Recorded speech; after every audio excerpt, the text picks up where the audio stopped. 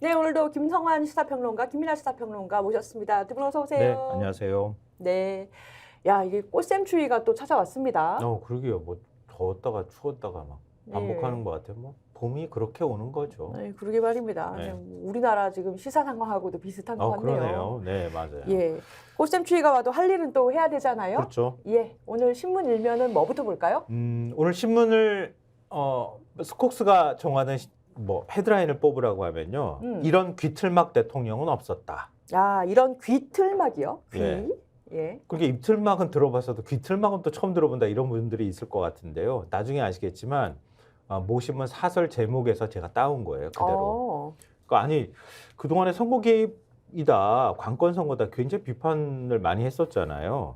근데 윤석열 대통령 민생 토론에 근데 계속 지금 하고 있는 상황이거든요. 어제도 했어요. 네, 네. 그러니까 우리 목소리 전혀 안 듣는 귀틀막 대통령 아니냐 뭐 이런 식의 얘기를 하고 있는 거예요.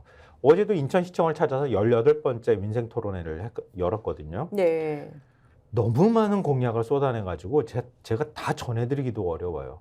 그냥 한마디로 얘기하면 인천의 바다, 하늘, 땅 모두를 확실히 바꿔놓겠다 이렇게 말했답니다. 대통령이 그게 되는 거예요? 천지창조를 가능합니까? 그러니까 천지창조를 하실 것 같아요. 보니까 예. 뭐 예를 들면 경인고속도로 지하화는 임기인 2027년까지 끝내겠다가 아니라 착공하겠다. 착공하겠다. 경인선 철도 지하화는 2026년에 착공하겠다는 게 아니라 계획을 수립하겠다. 철도와 고속도가 사라진 상부 공간은 뭐 늘 한동훈 위원장도 얘기하지만 주거, 상업, 문화, 환경이 복합된 뭐 입체 수직 공간으로 재탄생시키겠다. 뭐 이렇게 얘기를 하고요. 이거 다 얘기해야 되는지 모르겠다. 신문도 무시하던데. 하여튼 인천 친항 제1부두하고 제2부두에 1조 원을 들여서 스마트 항만으로 업그레이드를 시키는 등 항만 인프라 투자도 확대하겠다. 뭐 구체적으로 어떻게 하겠다는 얘기인지 잘 모르겠지만 하여튼 뭐 이건 말고도 얼마나 깨알 공약을 많이 내놨는지 대한항공하고 아시아나항공이 합병하잖아요. 예. 항공 마일리지는 단 1마일의 피해도 발생하지 않도록 하겠다. 이 대통령이 할 얘기인지 모르겠어요. 아니 저는 감사해요. 진짜. 마일리지 많기 때문에 감사하지만 대통령님께서 아니 무슨 대통령이 무슨 마일리지 됩니까? 저 몰랐네요. 너무 좋은 대통령인가요? 그렇게까지 발언하셨는지 몰랐네요. 비행기를 탈 일이 별로 없어가지고 저는 마일리지가 뭔지 사실은 잘 모릅니다. 네.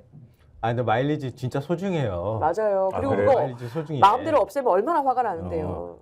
카드 쓸 때도 마일리지 적립하잖아요. 나 일부러 그거 쓰거든. 그래가지고 한 10년 모아가지고 한번 나가고 그러거든요. 업그레이드 그죠? 비즈니스로. 예. 안 해봤구나. 네.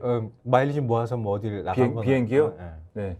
비행기 뭐 열심히 노력하고 있습니다. 타려고. 네. 하여튼 마일리지까지 1마일리지까지 챙기시는 대통령이십니다. 이야. 훌륭하십니다. 네. 네.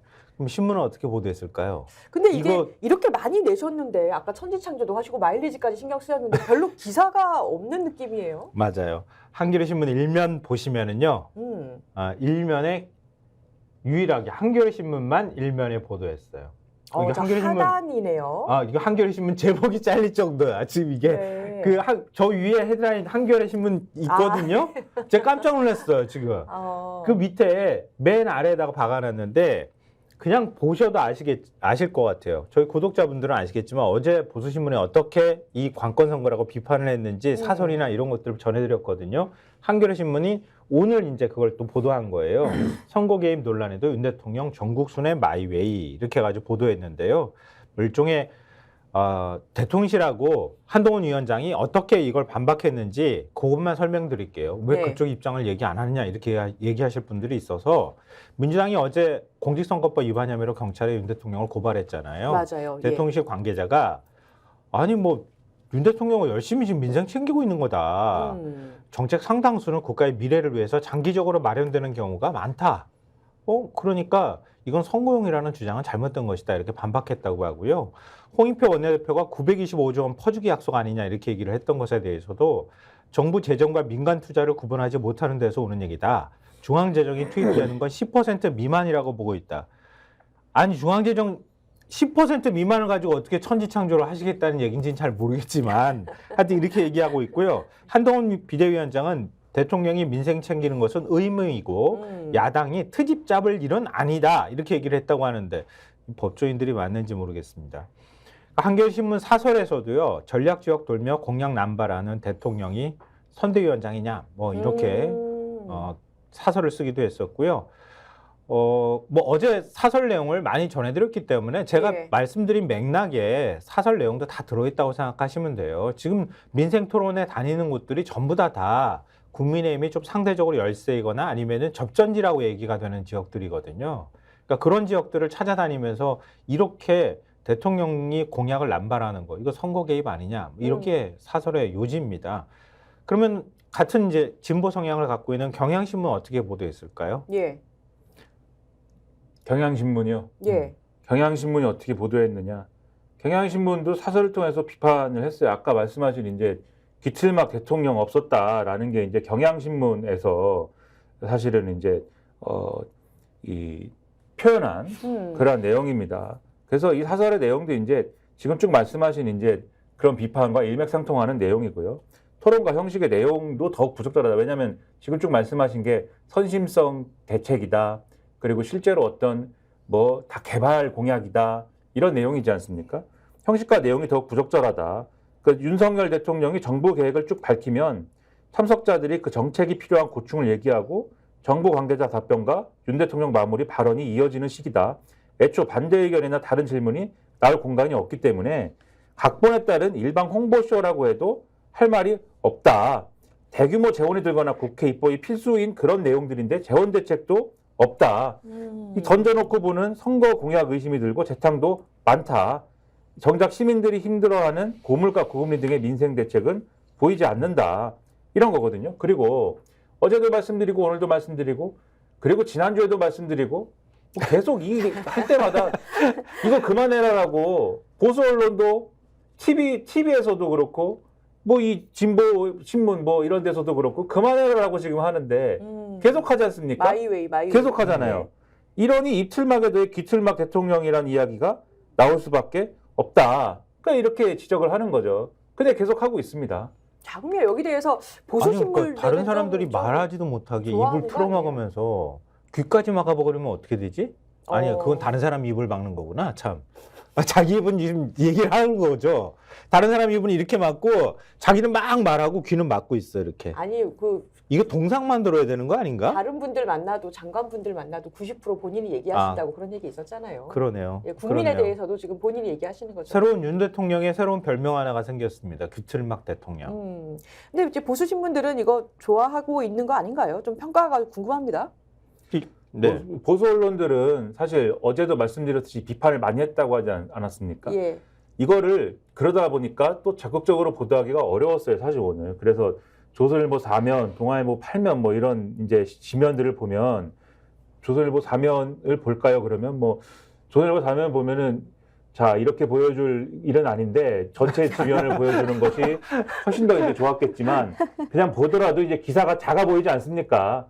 전체 지면 대비 작은 기사를 작게 배치한 거거든요. 저희가 크게 했더니 글자가 깨졌어요, 지금. 그럴 그렇죠. 정도로 굉장히 조선일보 단신성이고. 3면 아래에다가 하단에다가 조만한 기사 딱 하나 박아 놓는 거예요. 네. 그리고 동아일보 8면도 사실은 마찬가지예요. 그렇게까지 비중 있게 싣지 않았는데 이것도 이제 기사가 떼가지고 네. 커 보이는 거예요. 네, 구석에다가 이제 넓은 지면인데 구석에다가 이제 집어넣는 기사인데 이게 말씀드렸듯이 비판적인 시각을 갖고 있기도 하지만 사실 윤석열 대통령이 어제 얘기한 GTX B 노선을 개통하고 예를 들면 중앙일보 같은 경우에는 아까 중앙일보 6면을 보면은 중앙일보 6면이 있습니까? GTX B는 교통혁명이고 인천서 노래 두 곡 들으면 서울이다 이렇게 해가지고 중앙일보는 6면에 이거를 메인으로 배치하긴 했지만 그랬네요. 네. GTX B를 윤석열 대통령, 윤석열 정권이 입안했나요? 아니거든요. GTX는 이거는 GTX ABC 이거는 10년 이상 된 얘기예요 이미. 맞아요, 맞아요. 엄청나게 오래된 얘기고 그 얘기를 지금 아직도 하고 있다라는 거고. 그리고 저 정도 발표는 사실 국토부 장관이나 실무자 선에서 해도 돼요. 그렇죠. 다 아는 얘기잖아요. GTX 지금 처음 도입합니까? 재탕에 3탕에 사고를 우려도 이미 색깔 없는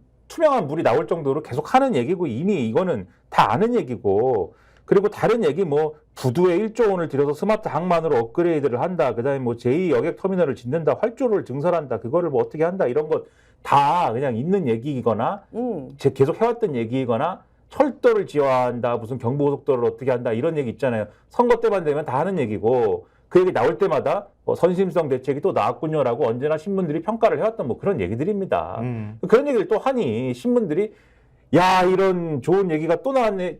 또 선심성이긴 하지만 이런 좋은 얘기가 또 나왔습니다라고 보도를 할 수도 없어요. 사실 이거는. 그러다 보니까 또 작게 쓸 수밖에 없는 얘기였다. 사실 그런 거죠. 그런데 대통령실만 신나가지고 아까 김성환 평론가님이 우리는 민생 챙기고 있습니다라고 지금 얘기하고 있다고 말씀하셨잖아요. 심지어 대통령실이 이렇게까지 얘기를 했어요. 아니 야당이 그렇게 우리더러 민생 챙기라고 해서 민생을 챙기고 있는데 왜 그러죠? 이렇게 얘기했거든요. 아, 그렇게 얘기하더라고 어제 네. 또. 장난을 하는 건가요? 장난이 아니지 않습니까 이게. 장난치지 말자 이렇게 말씀드리고 싶네요. 아니, 지금 뭐라고 할 말이 없나요, 진짜. 아니 이게 뭐라 그럴까요? 중앙일보 기사를 보면은요 어제 예. 가가지고 그런 얘기를 했다 그래요. 그 GTX 노선 이제 개통을 하게 되면은 인천까지 서울역까지 한 24분이면 간다. 인천에서. 그러니까 인천에서 노래 2곡 들으면서 바로 서울이다. 이런 얘기를 했다고 하는데 예. 대통령이 그래 어디까지 뭐 하여튼 사람들한테 얘기할지 모르겠지만 하여튼 보수신문이 보기에도 한심한 거예요. 저 뭐 거칠게 얘기하면 보수신문이 보기에도 한심한 거고 아까 중앙일보 윗면도 지면이 대판이 아니잖아요. 중앙일보도. 예. 좀 지면 작습니다. 지면 타블로이드 자체가 판이라. 쬐그만해요. 음. 그러니까 지면 자체가 쬐그만한 데다가 어디다가 넣을 데가 없으니까 다른 조선하고 동아도 지면 큰데 대판에다가 하단부에다가 이렇게 찌그러뜨려 가지고 넣는 거고. 이런 걸 보통 처박아뒀다 이렇게 얘기를 언론계 분들이 그렇게 네, 하시더라고요. 맞아요. 처박아뒀다. 처박아뒀다고 육면도 하시더라고요. 중앙일보 육면도 사실은 처박아 놓은 거나 마찬가지예요. 보수신문조차도 대통령이 이렇게 말하고 다니는 거 이건 말이 안 된다고 보고 처박는 거예요. 지금 그런 상황인데도 대통령이 민생 챙기고 있다. 어떻게 그렇게 얘기합니까? 한숨이 나오네요. 그리고 민주당에서는 또 선거법 위반으로 고발도 했지 않습니까? 네네. 그거 네. 아까 제가 말씀드렸잖아요. 예, 예. 그 부분에 대해서도 뭐 적극적으로 반박하고 있다 그러잖아요. 장기 계획을 발표하고 있으니까 이건 선거용, 당장 선거용이 아니다. 그러니까 이건 관건 선거 아니다. 이렇게 얘기를 하고 있다고 하고 한동훈 비대위원장은 아니 이게 무슨 뭐가 문제냐? 야당이 트집 잡고 있다. 이런 어처구니없는 얘기를 하고 있다는 얘기입니다. 자, 이 대통령의 행보, 귀틀막 대통령 살펴봤고요. 자, 근데 의료계 소식 안 볼 수가 없어요. 이 집단 행동이 이제 점점 심각해지는 것 같아요. 맞아요. 점점 심각해지고 있는 양상이고요. 저희가 이것도 역시 계속해서 말씀드려왔던 건데요. 오늘 신문, 경향신문하고 한국일보 보여드릴게요. 어떻게 보도를 하고 있는지. 네. 경향신문 일면. 예, 일면. 거기에 지금 글자가 좀 깨져가지고 안 보이실 텐데요. 의대 학장 줄사퇴, 교수들도 집단행동 이렇게 돼 있고요. 한국일보 의사 늘리면 볕 들까요? 지방 공공병원의 한숨. 이게 두 가지 표정을 담은 거라고 보시면 될 것 같아요. 네네. 경향신문의 기사는요. 지금 이제 전공의 전임에 의해서 의대 교수들까지 사퇴를 해버리면 진짜 병원을 지킬 사람이 없어지게 되는 거거든요. 원광대하고 경상국립대에 이어서 카톨릭대에서도 의대 학장과 교수들이 단체로 사퇴 의사를 밝혔다고 합니다. 이미. 일반 교수들 역시 정부가 병원을 이탈한 전공의에 대한 면허정지 행정처분에 속도를 내자 제자 보호라는 취지를 들어 본격적인 움직임에 나설 채비를 하고 있다고 합니다. 가장 먼저 비상대책위원회를 꾸렸던 서울대 의대교수협의회는 첫 비대위원장을 맡았던 정진행 교수를 대신해서 방재승 교수를 2기 위원장으로 선출했다고 하거든요. 예. 방 교수는 굉장히 강경론자라 그래요. 아, 정부, 그래요? 예. 아이고. 의대 증원 정책에 강하게 맞서야 한다는 의견을 피력해 왔다고 하고요. 건국대병원 교수협의회도 집단행동 참여 방식을 묻는 투표를 실시했다고 합니다. 이게 파장이 의대 교수들한테까지 지금 확산하고 있다 이런 얘기입니다. 그리고 한국일보 기사도 굉장히 흥미로운데요. 예. 한국일보 아까 일면 한번 다시 보여주시면서 말씀을 좀 전해드렸으면 좋겠는데요. 지방 공공병원의 한숨, 공공병원에 포커스를 맞췄어요. 지방에 맞췄어요. 정부가 지금 뭐라고 얘기합니까? 예. 민간병원, 빅5 병원, 또 지방의대나 이런 곳들이 병원이 응급실을 운영하지 못하거나 의료 공백이 생기면 공공병원에서 그걸 담당해 주겠다. 예. 이렇게 얘기를 하고 있잖아요. 근데 공공병원은 지금 시큰둥하대요. 공공병원을 지금 찾는 환자들이 별로 없다는 거예요. 오히려 한산하다는 거예요. 아니, 이건 조금 새로운 뉴스인데요. 왜 그렇죠? 그러니까 지금 공공병원을 민간병원과 동일한 병원으로 인식하지 않는다는 거예요. 환자들 자체가. 아. 그러니까 아예 다른 기관으로 인식하고 있다는 거예요. 그러니까 조승현 인천의료원장의 말을 보면 대학병원을 다니던 환자는 더 높은 수준의 진료, 치료를 원해서 그곳에서 밀려나도 지역 공공병원에 오지 않는다. 이렇게 말을 하고 있다고 하는 겁니다.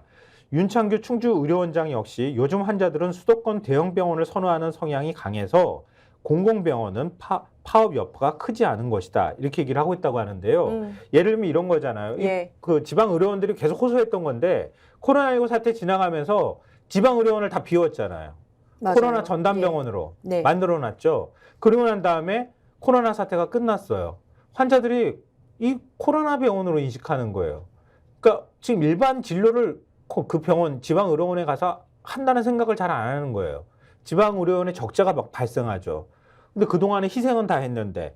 근데 지금 지역 거점 공공병원 알림에 따르면 예. 코로나19 발생 이전에 2019년에 1,314억 원이었던 지방 의료원 적자가 2022년에 5,491억 원으로 4배 이상 증가했다고 합니다. 그동안에 지방 의료원들이 이렇게 정부 때문에 우리가 이걸 다 공공의료를 담당하기 위해서 희생을 하고 했는다 하면서 적자가 발생하고 의사들도 다 떠났다.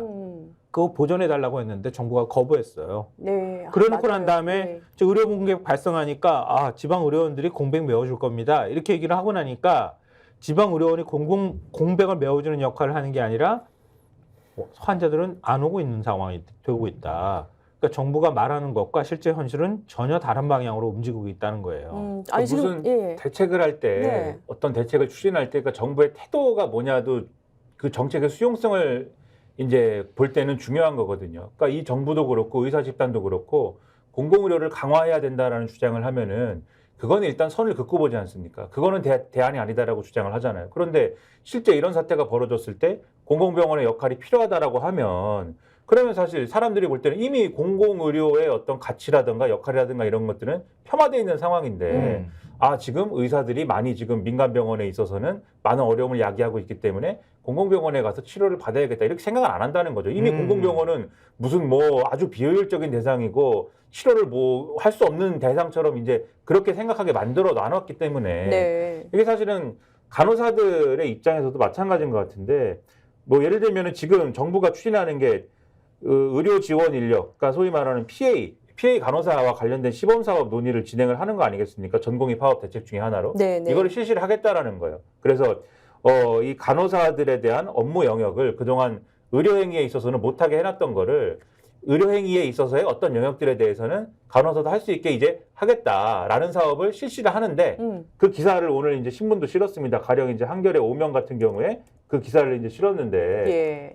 병원 한 개 몰리자 간호사가 의사 대신할 합법적 업무 명시 이렇게 돼 있죠. 예, 보건복지부가 지침 발표한 거를 다뤘죠. 그렇죠. 이걸 실시를 했는데 문제는 이걸 당연히 이제 그동안에도 이러한 조치들은 필요하다라는 목소리가 있었는데 예. 현장에서 잘 안 된다라는 말씀을 드렸어요. 그런 것들이 왜 그러느냐. 경향신문 이면을 보시면은 예. 이 간호사들의 경우에는 이런 얘기들을 해요. 간호법은 거부하더니 왜 우리를 의사 공백에 있어서 돌려막기로 활용하느냐. 아니, 저런 얘기 당연히 나올 만하네요. 그렇죠. 간호법이라는 게 애초에 이제 예. 국회에서 추진한 간호법이라는 게 간호사들의 어떤 이런 업무 영역이나 이런 것들이 실제 현장에서는 의사들이 해야 될 일을 떠맡고 있는 상황임에도 불구하고 법적 근거가 없는 거에 대해서 간호법을 통해서 법적 근거를 만들어 달라라고 요구를 해서 국회가 만들었던 법 아닙니까? 그때 거부권 행사했잖아요, 거부권 대통령이. 근데 그거에 대해서 대통령이 거부권을 행사했잖아요. 근데 그러고 나서 지금 문제가 발생하니까 이거를 시범 사업으로 해가지고 이번엔 또 간호사들 나가서 막아라. 간호사들이 그거를 업무를 담당해라 이렇게 얘기하고 있으니 간호사들이 그거에 대해서 수용을 하겠냐라는 거예요. 그리고 변호사시지 않습니까? 예. 제가 또 궁금한 건 뭐냐면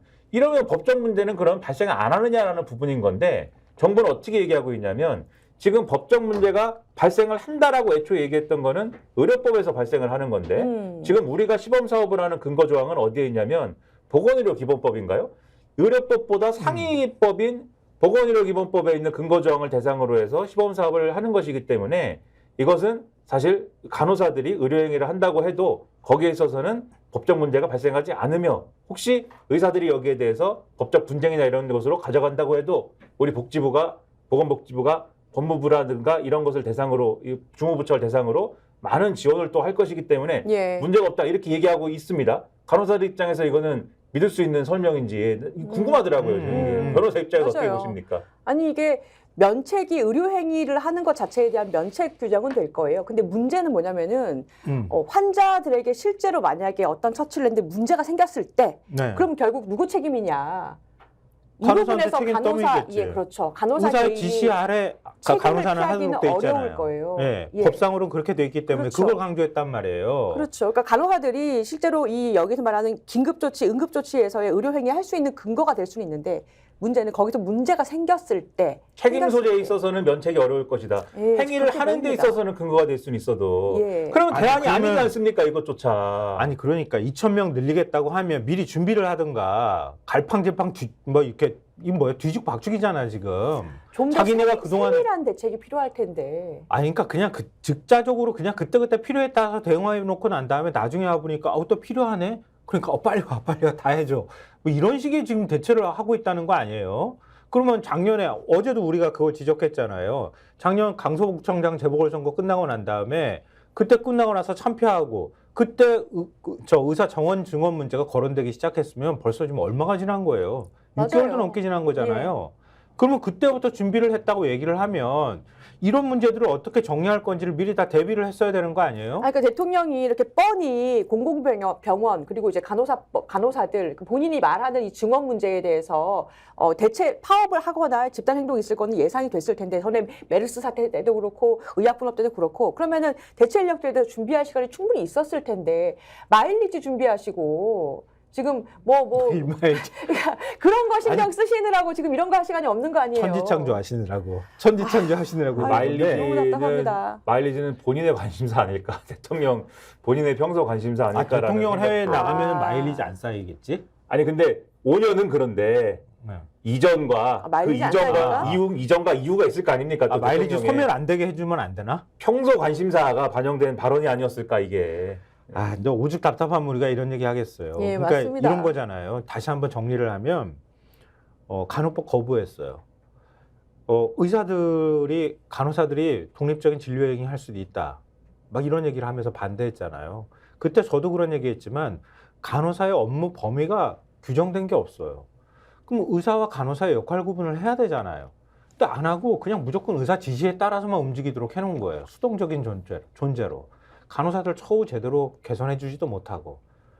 그렇게 해놓고 그거 아니, 심지어 현장에서는 의사들이 해야 될 일을 간호사한테 떠넘겨요 실제로는. 그러니까.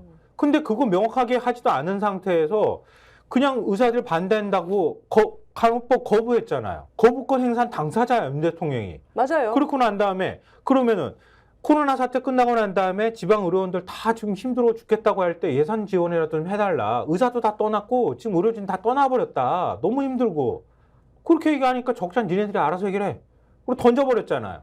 그러고 난 다음에 의대 증원하고 난 다음에 정부에서 어깨 힘 빡 줘가면서 얘기하는 게 간호사들이 그러면 PA 간호사들이 다 의사 업무 심폐소생술도 하고 뭐 혈관 뭐도 하고 뭐 다 할 수 있습니다. 이렇게 얘기하고 지방 의료원이 응급실 다 지금 역할을 해줄 겁니다. 하나도 안 되고 있잖아 지금.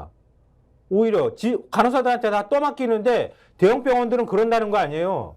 의사들을 떠났으니까 간호사들이 맡을 거 없으니까 간호사들 업무도 줄었으니까 너들도 휴직해. 이러고 있다잖아요. 무급으로. 그러니까 무급으로 휴직하라. 이게 뭐야. 이래놓고 무슨 의사 정원을 늘리겠다고 어깨 힘 빡 줘가면서 뭐 의사를 때려잡을 것처럼 해. 대통령 한번 출마하시죠. 해야 될 것 같습니다. 밀어드리겠습니다. 네, 한번 하시죠. 내가 여기서 어떻게 발언해야 될지 굉장히 당황했어. 하겠다고 하면 안 되잖아. 한번 해야 될 것 같습니다. 자, 다음 제가 궁금한 게 이종섭 국방부 장관이요. 출국하는 겁니까? 어떻게 되는 거예요? 하는 모양이에요. 아, 우리가 지금 얘기했잖아요. 공수처가 벌써 석 달 전에 출국금지 조치 취해놨는데 대통령이 호주 대사로 덜컥 임명을 해버린다.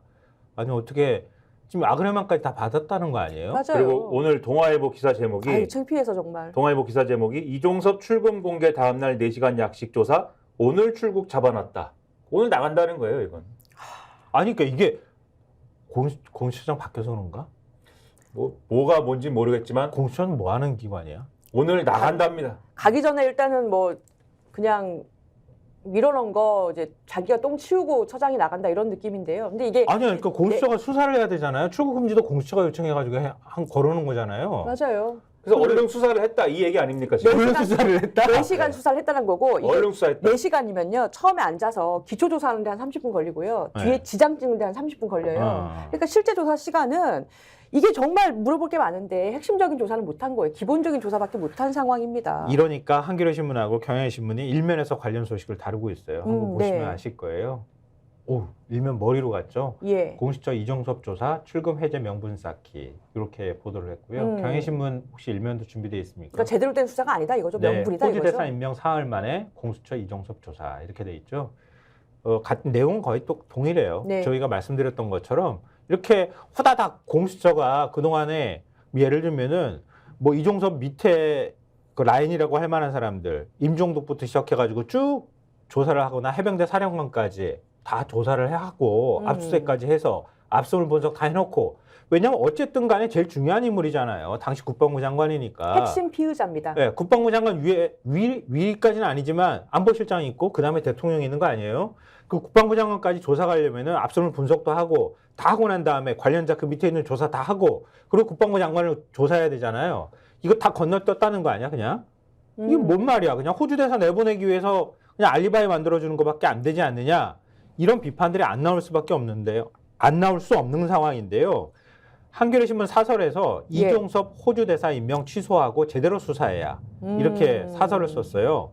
출국 금지된 인물을 대통령이 주요국 대사로 임명해 출국시키려 했다니 이것이 윤석열 대통령이 말하는 법치인가? 이렇게 물었고요. 압수물 포렌식도 관련자 조사도 제대로 진행이 되지 않은 상태에서 이 전 장관을 소환한 것은 출국 금지 해제 명분 쌓기용 아니냐는 관측이 나온다. 아니, 제 말이요. 그 말입니다. 앞으로 출금을 해제를 해야 되니까 해제를 하면 무슨 설명을 해야 되지 않습니까? 해제 이유에 대해서. 그치. 이 사람은 이렇게 열심히 수사를 받고 있다.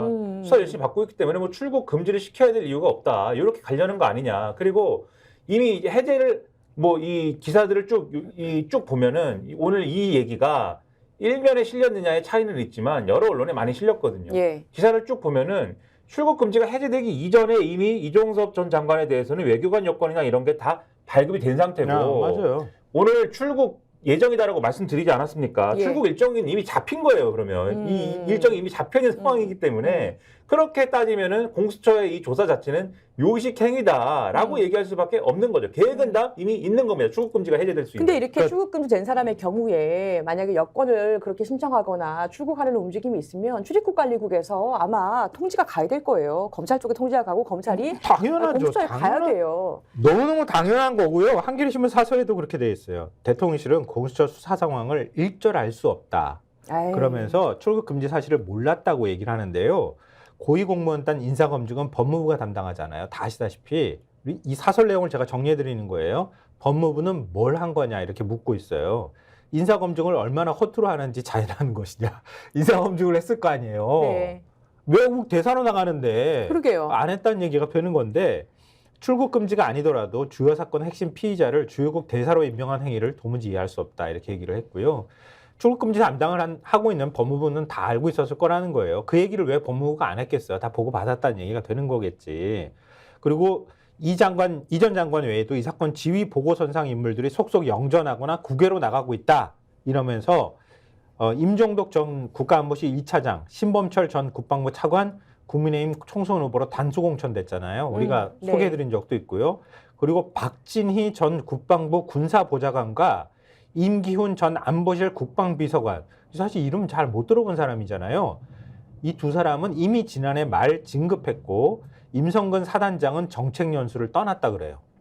그리고 그러니까 이걸 전하면서 대통령과 여당이 작심하고 관련자들을 두둔하고 빼돌리는 모양새다. 이렇게 한겨레 신문 사설은 지적하고 있고요. 본격적인 수사는 이제 시작이니까 대통령은 공정하고 원활한 수사를 위해서라도 이종섭 전 장관 대사 임명을 철회해야 한다. 이렇게 한겨레 신문 사설은 지적하고 있습니다. 제가 여기서 한마디를 더하면 또 김성환 평론가님이 한마디를 더해가지고 길어지는데 예. 제가 뭐 안 할게. 법무부가 뭘 하고 있느냐라는 한겨레 사설에 대해서 제가 한마디 하면 법무부가 뭘 하고 있는지를 가르쳐 드리려고. 예. 얘기해요. 법무부는 뭘 하고 있냐? 아니 예. 별 얘기는 아닙니다. 출국 금지를 해제하고 있다.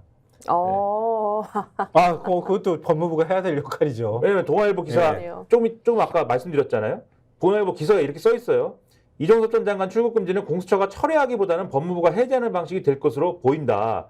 왜냐하면 이종석 전 장관이 이 출국 금지에 대한 이의 신청을 당사자로서 해놓은 상황인데 이 출국 금지를 처리하는 거에 있어서는 당사자 이의 신청에 따른 출국 금지 심의위원회가 심사를 하거나 법무부 장관이 직권으로 해제하는 방식 두 가지를 관련해서 할 수 있는데 법무부가 내부 논의를 진행한 것으로 전해진다라고 이 보도를 하고 있거든요. 그러니까 결국은 법무부가 해지를 하겠다는 거겠죠. 그러니까 법무부를 뭘 하고 있느냐? 출금을 해제할 겁니다.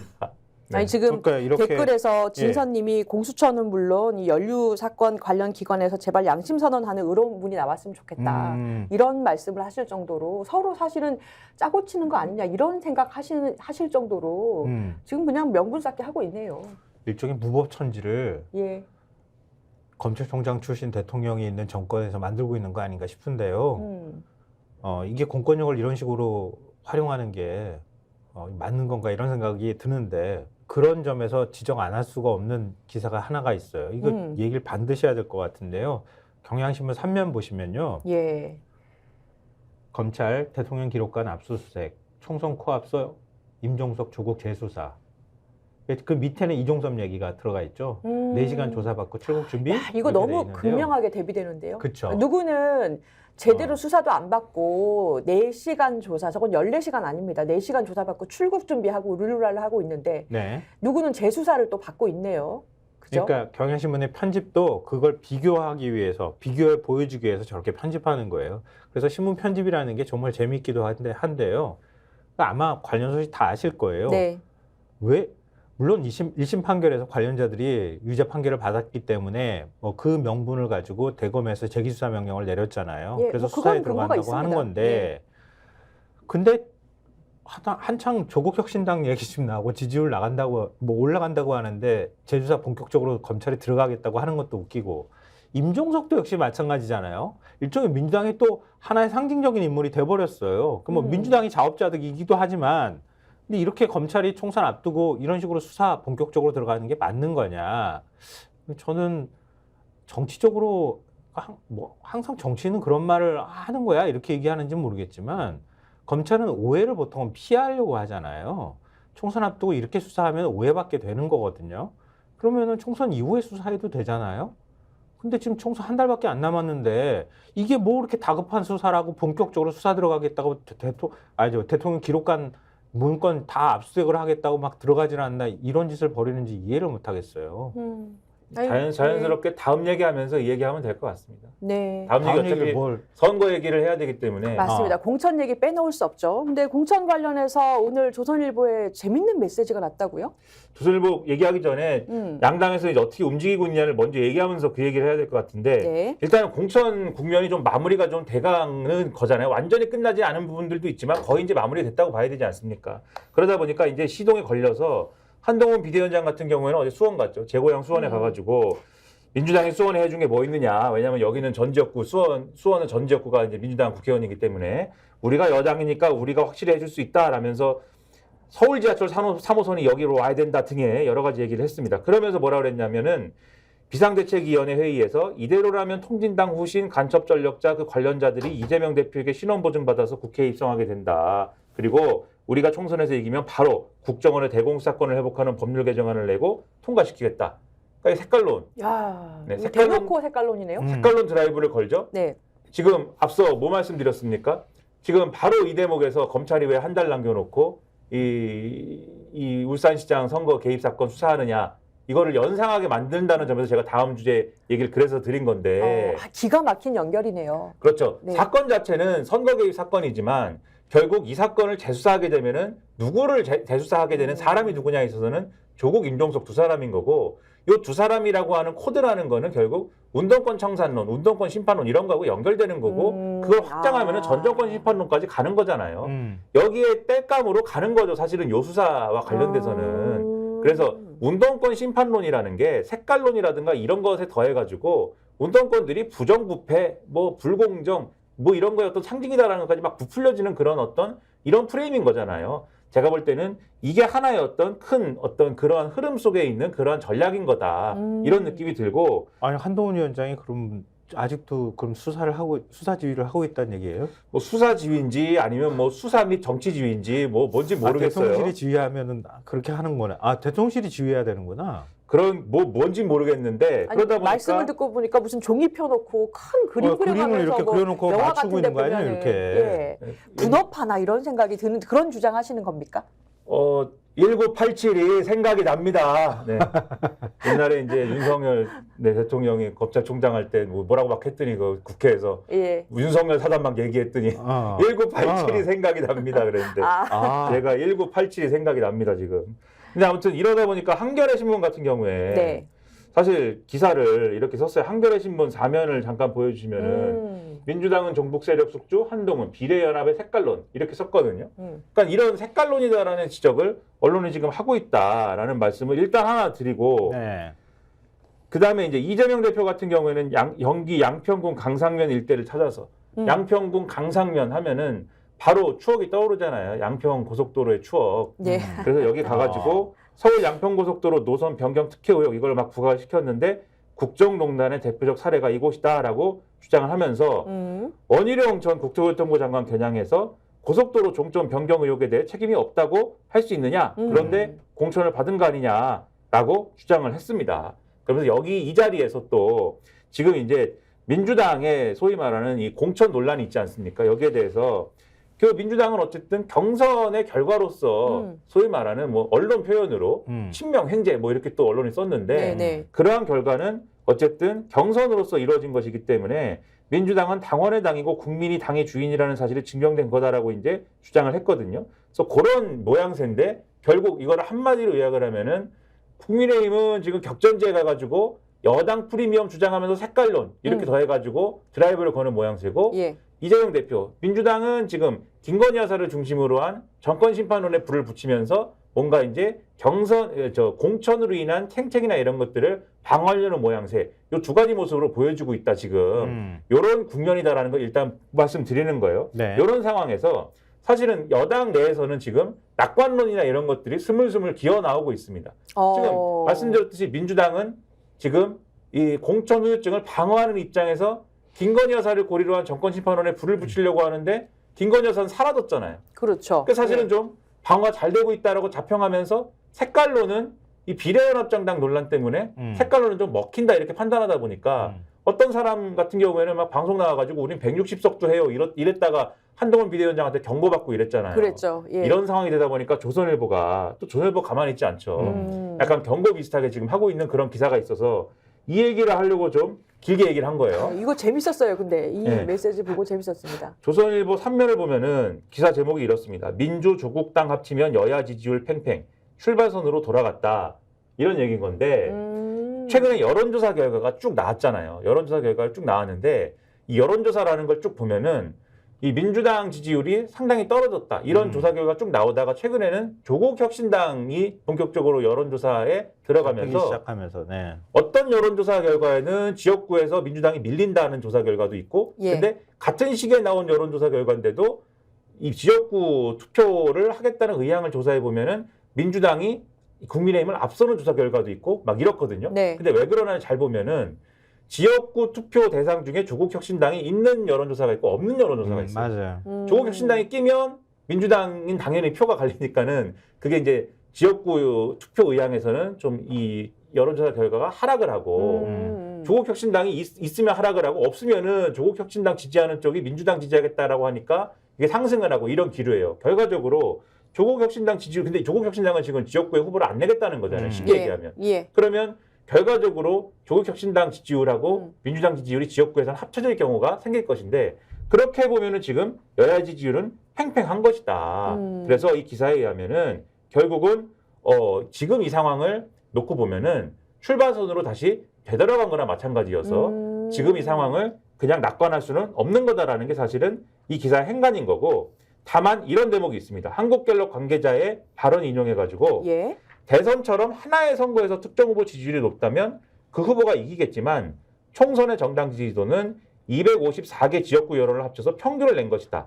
각각을 보지 않고 지지율 총합으로 지역구 승패를 예상할 수 없다고 했다. 이렇게 평가를 하면서 조국 혁신당의 역할이나 이런 것들 그런 것들이 지금 국민의힘으로서는 악재다 이런 평가들을 쭉 하는 대목들이 있거든요.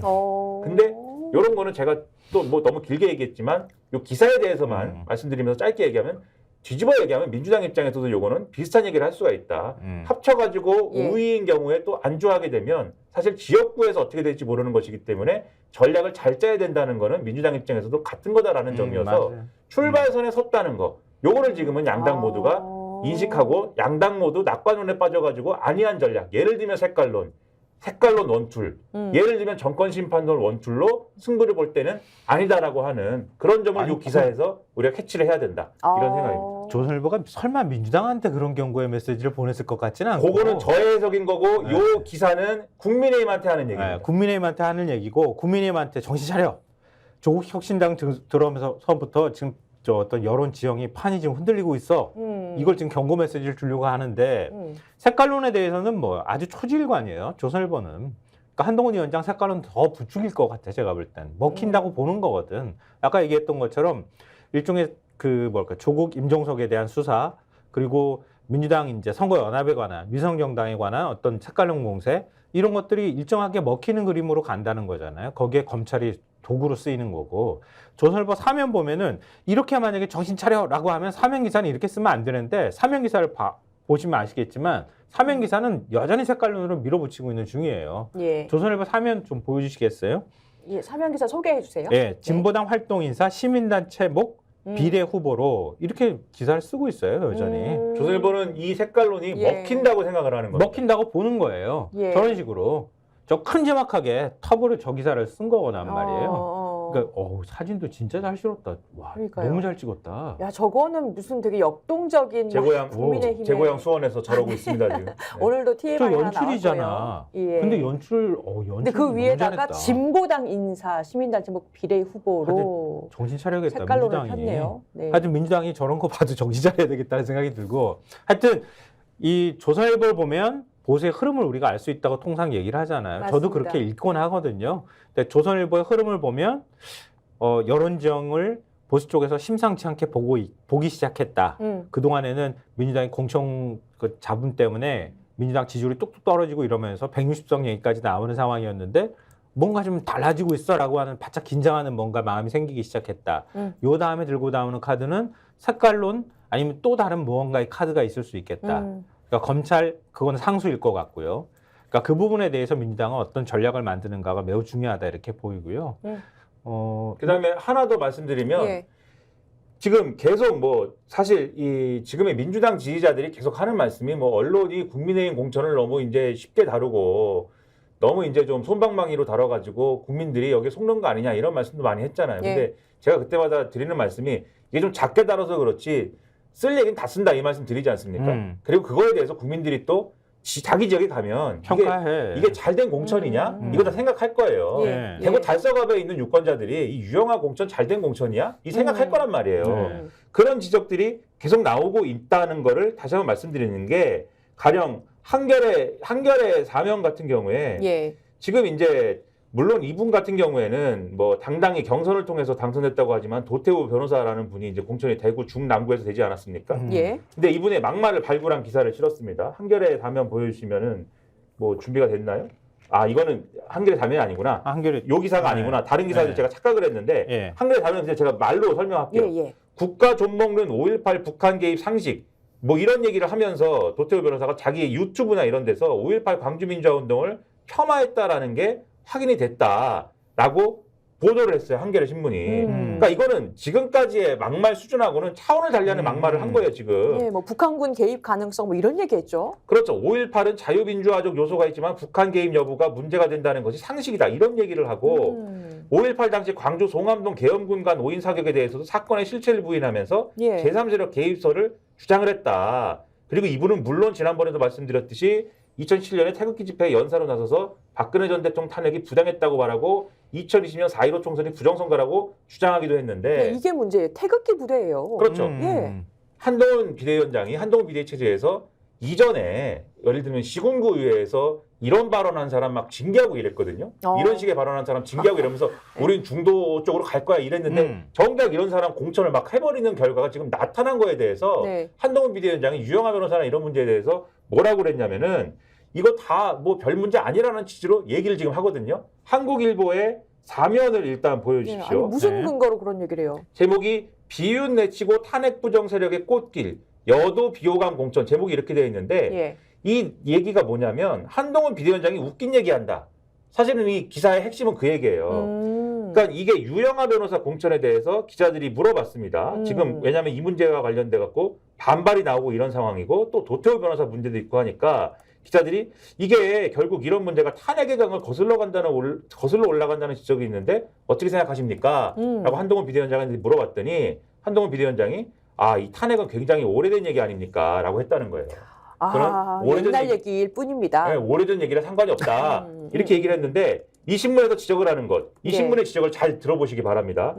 기사가 이렇게 돼 있어요. 그런데 한동훈 위원장은 이날 최고위에서 더불어민주당의 음주운전 경력자 공천을 겨냥해서 그렇게 공천을 운영하면 안 된다고 비판을 했다. 근데 같은 논리를 적용하면 민주당 후보들의 음주운전 처벌은 2017년 박 전 대통령 탄핵보다 더 오래됐다. 김용만 대한민국 임시정부 기념이 사업회 이사는 2012년 벌금 받았고 유동철 동의대 사회복지학과 교수는 2004년과 2014년 벌금형을 받았다. 한 위원장이 거론한 이재명 대표 음주운전은 20년 전 일이다. 논란이 있는 공천을 합리화시키다 보니 앞뒤가 안 맞는 발언이 나오고 있는 셈이다.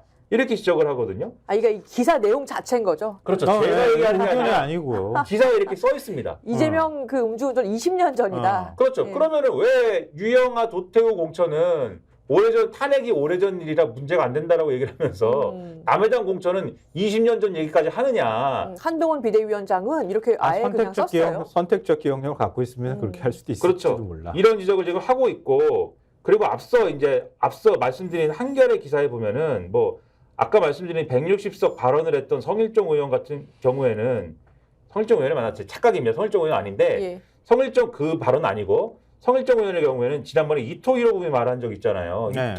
이토 히로부미가 인재를 키우기 위해서 열심히 노력한 사람이다라는 세상에 전 세계 인재를 키우기 위해 노력한 사람이 아니고 스스로가 인재였던 거지. 그렇죠. 네. 그렇죠. 이토 히로부미가 그 대상이 된 사람이다. 네. 근데 그런 사례가 이토 히로부미밖에 없는지가 궁금한데 아무튼 그런 일본이 우리보다 인재를 키웠던 선례이다라는 얘기를 했는데 그거밖에 없는 거냐. 왜 하필이면 그런 예를 들었냐. 그런 막말을 했는데 그냥 가지 않습니까? 네. 그리고 세월호 특조위 활동을 방해한 혐의로 2심 재판을 받는 사람 그리고 뭐 돈봉투 수수 의혹으로 경찰 조사받는 정호택 의원 등등도 다 공천받지 않았느냐 이 지적이 있고 네. 또 하나만 기사를 말씀드릴게요. 중앙일보 오면에 전과자 기사가 있습니다. 전과자 공천 기사.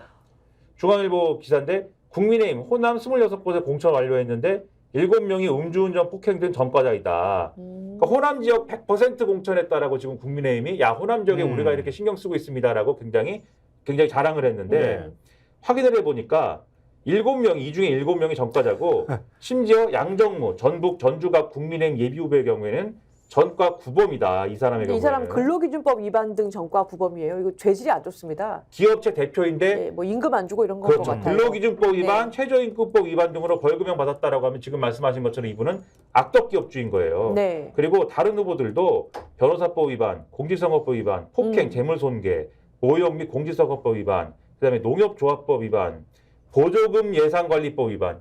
보조금 예산관리법 위반은 이 정부에서는 엄청난 문제인데. 그렇지. 맞아요. 시민단체 그 보조금 네. 얘기하면서 얘기했던 거 아니에요? 이거는 국가 세금 예산 보조금 횡령한 그렇죠. 아주 겁니다. 나쁜 범위. 그렇죠. 네. 그거네. 근데 이런 공천이 왜 됐느냐가 이유가 제가 볼 때는 더 문제인 게 왜 이런 분들이 공천받았냐. 실제로 의원 배지를 달 가능성이 있는 분들은 그런 분들 중에 호남 출신인 분들은 이번에 다 비례대표 공천 신청한다는 거예요. 가령 인요한 혁신위원장 이런 사람들 네. 있잖아요. 네네. 그런 분들은 정가가 없겠죠. 그런 분들은. 실제 배지 달아야 되는 분들은 비례대표로 가는 거고 당선 가능성이 없는 호남 지역구 인사들은 전과가 있든지 뭐가 좀 하자가 있든지 그냥 지역구 나가도 된다라는 기분으로 지금 공천을 해놓고서는 호남 100% 공천입니다 얘기를 하는 거예요. 그러면 그 지역구 사람들이 볼 때 과연 국민의힘이 문제가 없는 공천이고 조용한 공천이겠습니까? 말도 안 되는 거죠. 지금 국민들이 이제 서서히 알기 시작한 거예요. 지금 여론이 조선일보가 바짝 인정해야 돼. 뭐 이렇게 이런 네, 메시지를 보내고 네. 있다는 얘기는 좀 다른 흐름이 생겨나고 있다는 거. 사실 우리가 그동안 예측해 왔던 바이기도 해요. 공천이 어느 정도 마무리될 때 평가가 틀림없이 있을 것이다. 맞습니다. 근데 딱 그 국면이 지금 조성되고 있는 상황이다 이렇게 봐야 될 것 같고요. 네. 어찌됐든 조선일보가 민주당한테 아주 좋은 조언을 많이 했어요. 오늘 민주당 대변인실이나 이런 데가 아까 얘기했던 도태우 변호사 5.18 발언이나 그리고 호남 공천한 거 이런 거 성명이나 이런 거 내는지 한번 보죠. 그리고 안 내면은 내일 우리가 민주당을 한번 후드로 까봅시다. 내일은 정신 우리가 똑바로 이거 차리라고. 내일은 안 내일은 하는 이제 것 같아요. 휴식이고요. 이제 월요일에. 쉬어야 돼요. 지금 선거 한 달 앞뒀는데 무슨 대변인실이 쉬어 쉬기는. 아니 내일 우리가 욕하자고 하셔가지고. 우리 내일 물론 이제 위원장님이 모이자고 하면 모여야 돼요. 김성환 평론가님은 다른 방송에 출연을 하시는데 이제 PDB에 나가시는데 죄송합니다. 월요일 날로 제가 수정하겠습니다. 그러니까 토요일 일요일도 막 제가 죽을 죄를 저는 준비가 돼 있습니다. 토요일 날 제가 출연하고 있어요. 토요일 일요일까지 나오면은 어떡해요? 자, 두 분 이제 진정하시고요. 자, 월요일부터 금요일까지 수고 많으셨습니다. 지금까지 스콕스 김성환 평론가 그리고 김민아 평론가였습니다. 너무 현실의 홍보를 정치권색. 예. 맞습니다. 다시 제가 말씀드리죠. 예. 구독, 좋아요, 사랑입니다. 예.